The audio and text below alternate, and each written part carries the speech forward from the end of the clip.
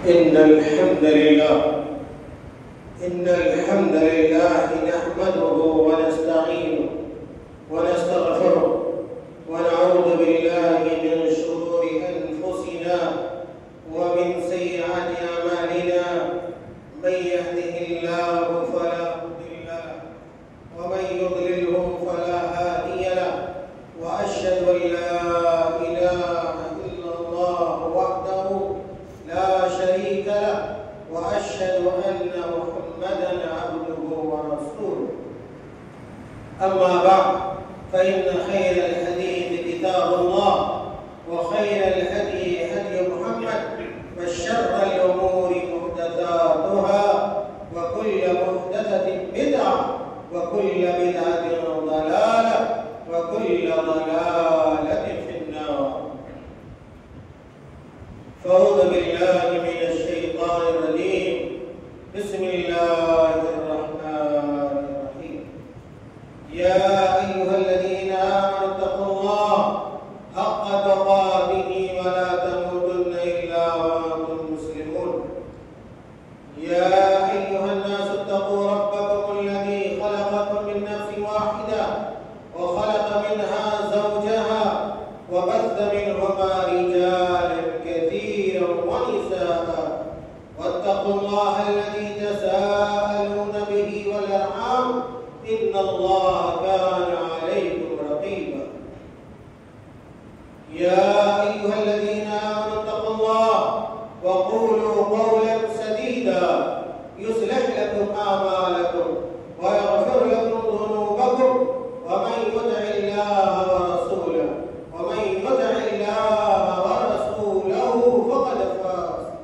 فقد فاز فوزا عظيما.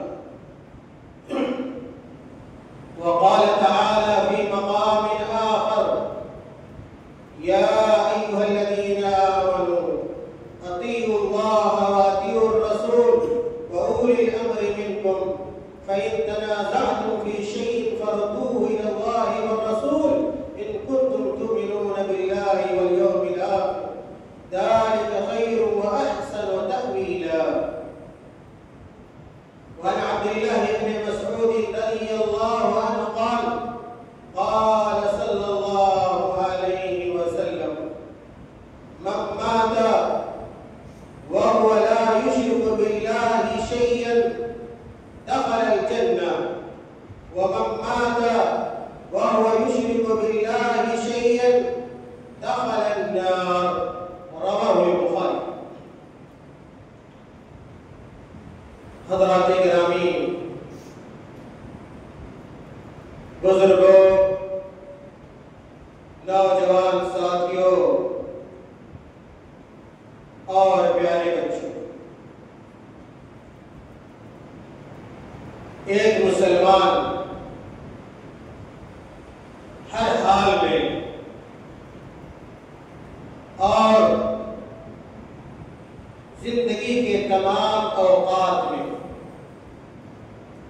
اللہ رب العالمین کا شکر گزار ہوتا ہے.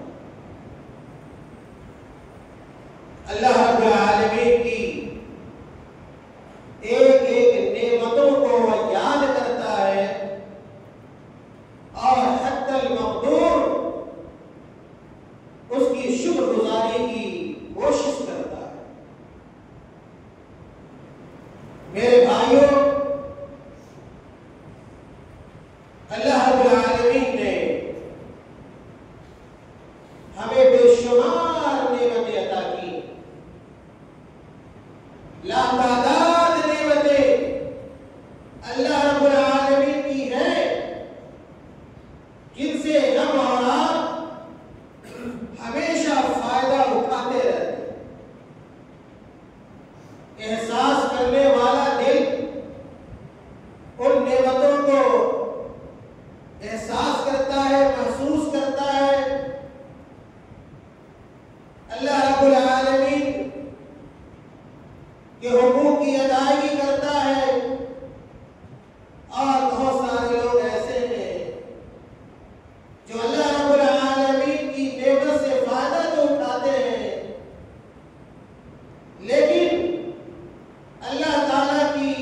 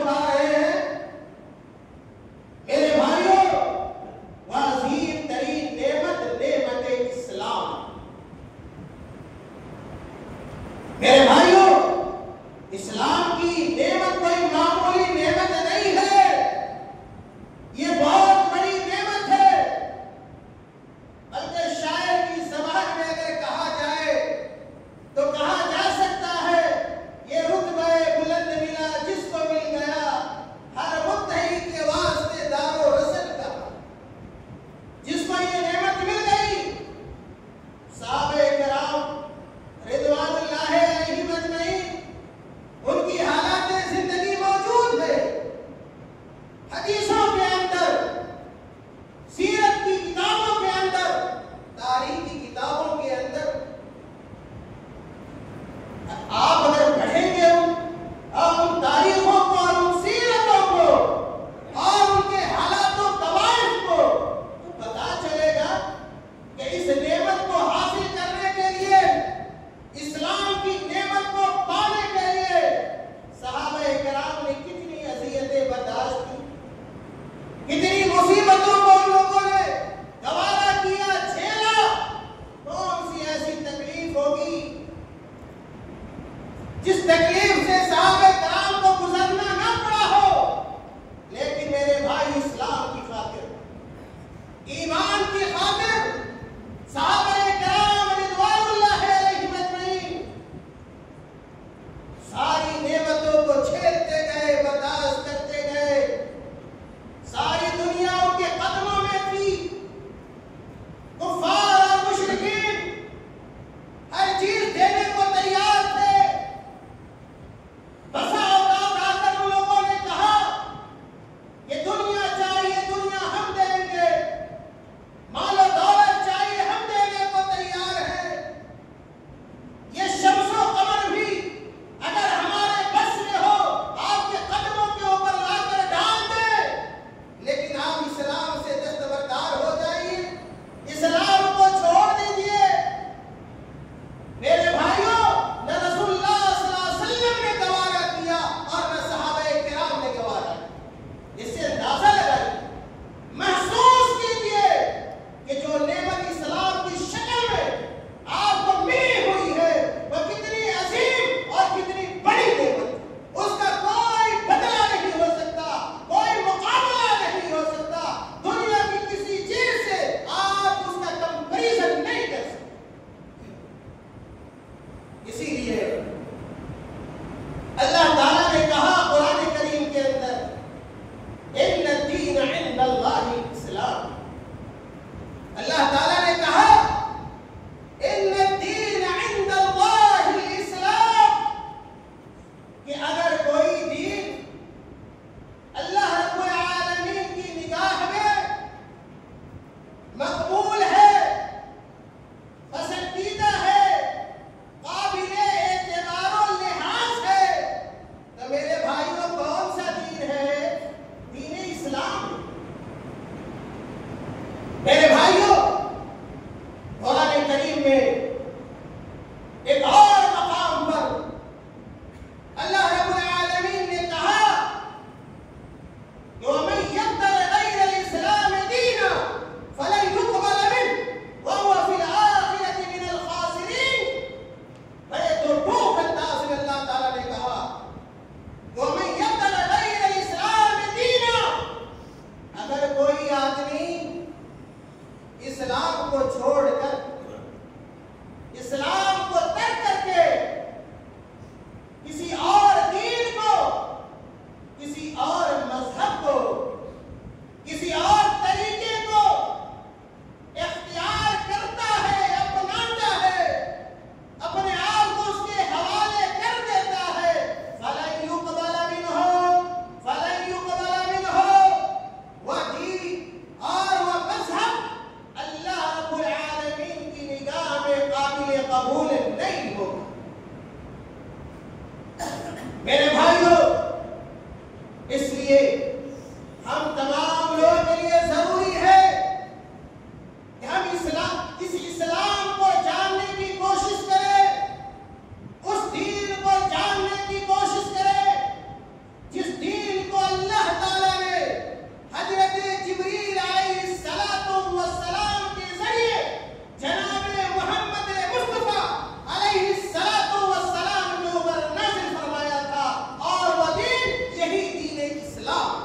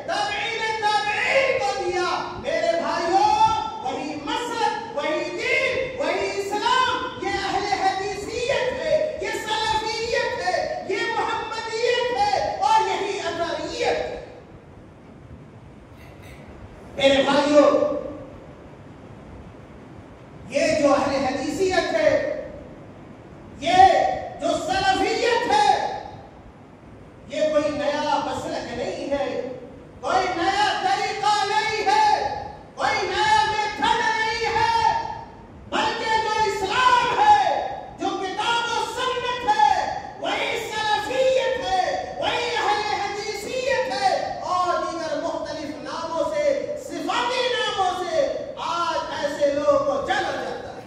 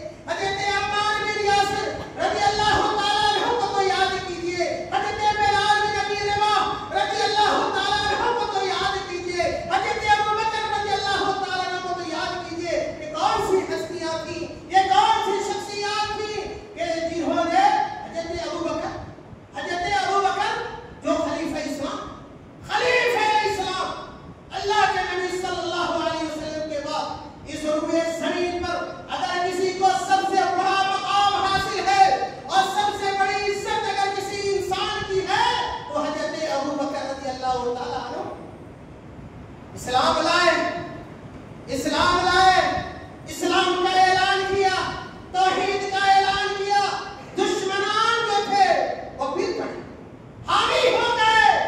حضرت ابو بکر رضی اللہ تعالیٰ عنہ کو پوری طرح مارا، ان کے جسم کے اوپر چڑھ گئے، ان کے چہرے کے اوپر، جس کا چہرہ ہے حضرت ابو بکر کا چہرہ ہے، اس چہرے کے اوپر عتبہ بن ربیعہ سوار ہو جاتا ہے، کھڑا ہو جاتا ہے اور حضرت ابو بکر کے چہرے کو اپنے جوتے سے روکتا ہے، ان کی ناک کو اپنے جوتے سے روکتا ہے۔ لیکن دیکھیے حضرت ابو بکر رضی اللہ تعالیٰ عنہ اس حالت میں بھی توحید پر قائم رہتے ہیں اور اللہ کے نبی صلی اللہ علیہ وسلم کی دعوت پر کھڑے رہتے ہیں۔ اور یہی حال میرے بھائیوں حضرت خبیب کا تھا، دشمن موجود ہے، کہتا ہے کہ تم اللہ کے رسول صلی اللہ علیہ وسلم کا انکار کر دو، ہم سے روگردانی اختیار کر لو، اللہ کے رسول کے دین کو چھوڑ دو، قرآن کو چھوڑ دو،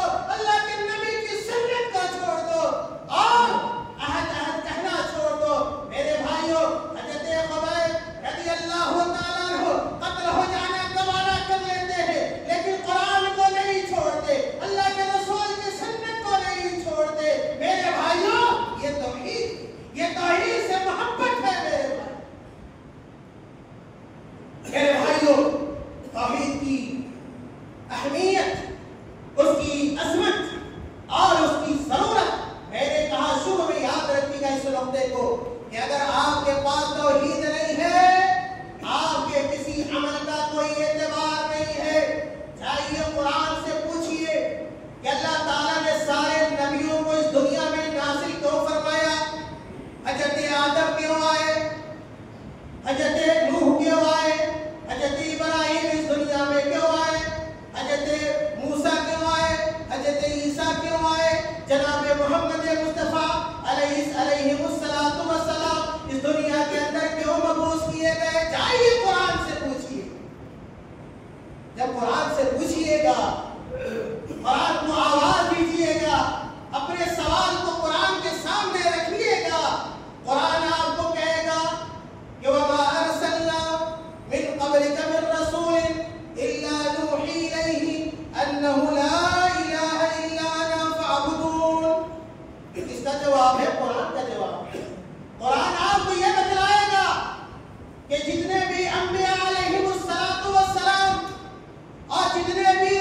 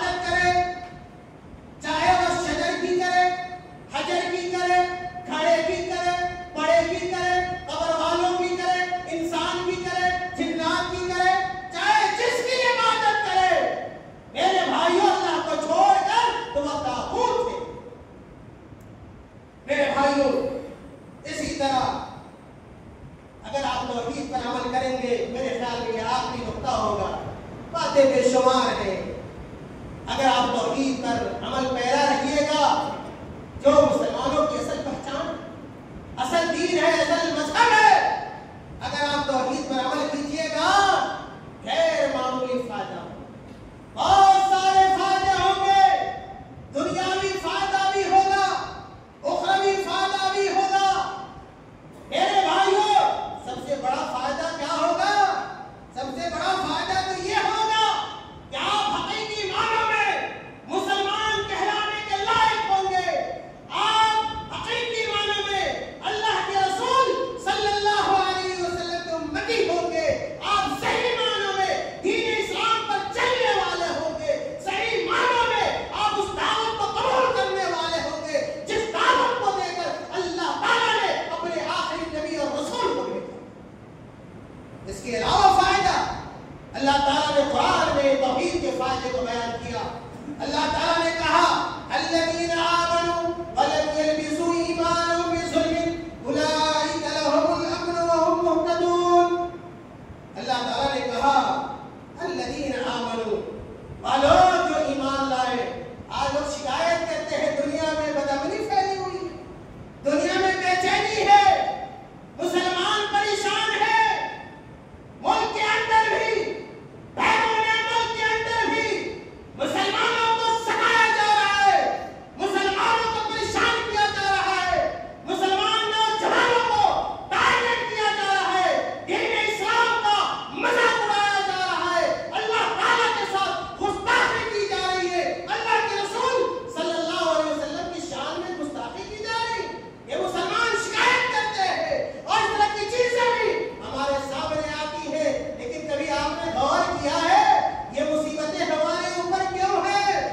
یہ پریشانیوں، ان پریشانیوں کا سامنا ہمیں کیوں کرنا پڑ رہا ہے؟ میرے بھائیو، وجوہات تو بہت سارے ہو سکتے ہیں، لیکن سب سے بڑی وجہ یہ ہے کہ آج ہم مسلمانوں نے اسلام کے اس صاف ستھرے اور روشن اور تابناک تعلیمات کو چھوڑ دیا ہے، جن تعلیمات کو لے کر اللہ کے رسول آئے تھے، ان تعلیمات کو، اس دین کو ہم نے چھوڑ دیا ہے جو اللہ کے رسول کا دین تھا، اس دین کو چھوڑ دیا جو صحابہ کا دین تھا، اس دین کو چھوڑ دیا جو تابعین کا دین تھا، اس دین کو چھوڑ دیا جو محدثین کا دین تھا، اس دین کو چھوڑ دیا جو حضرت ابو بکر کا تھا، عمر کا تھا، عثمان کا تھا، علی کا تھا، سعد کا تھا، سعید کا تھا، جابر کا تھا، خالد کا تھا، صحابہ کرام اور دیگر تمام صحابہ کرام کے دین اور شریعت، ان کے مذہب اور ان کے طور طریقے کو ہم نے چھوڑ دیا، جس کی وجہ سے یہ مصیبتیں ہماری مقدر بن کر رہ گئی۔ میرے بھائی، ہم نے توحید کو چھوڑ دیا، ہم نے سنت کو چھوڑ دیا، ہم نے توحید کی جگہ شرک کو اختیار کر لیا، ہم نے سنت کی جگہ بدعت کو اختیار کر لیا، جس کی وجہ سے آج مسلمانوں کو ٹارگٹ کیا جاتا ہے، پریشان کیا جاتا ہے۔ اللہ تعالیٰ نے اس آیت میں کہا الذین آمنوا ولم یلبسوا ایمانهم بظلم، لوگ جو ایمان لائے اور اپنے ایمان کو خالص رکھا، اس میں ملاوٹ نہیں کی۔ میرے بھائیوں، دین ملاوٹ کا نام نہیں ہے، خود مرد کا نام نہیں ہے، دین وہی ہے جو مکہ کا تاجدار لے کر آیا تھا، وہی دین ہے۔ یہ میڈ ان فلاں، میڈ ان فلاں، یہ دین نہیں ہو سکتا، یہ دین کا مذاق ہے۔ دین وہ ہے جو اللہ کے قرآن میں ہے، دین وہ ہے جو مدینے والے کے فرمان، اور میں نے شروع میں